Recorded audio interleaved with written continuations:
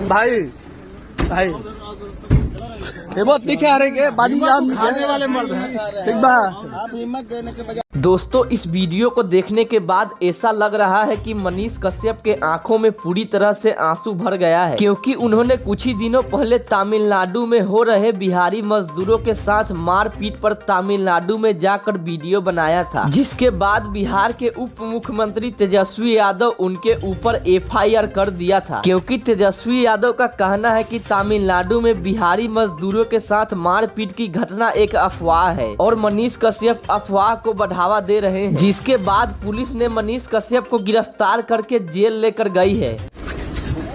भाई भाई ये बहुत दिखे आ रहे के बाजू खाने वाले मर्द हैं। ठीक बा। आप हिम्मत देने के बजाय आप हिम्मत हमनी के बाली जा। दोस्तों पुलिस के गाड़ी में बैठने के बाद मनीष कश्यप के आंखों में पूरी तरह से आंसू भरा हुआ है और ऐसा लग रहा है कि मनीष कश्यप काफी ज्यादा उदास है। तो दोस्तों आपको क्या लगता है, मनीष कश्यप के साथ सही हो रहा है या गलत? नीचे कमेंट करके जरूर बताइएगा।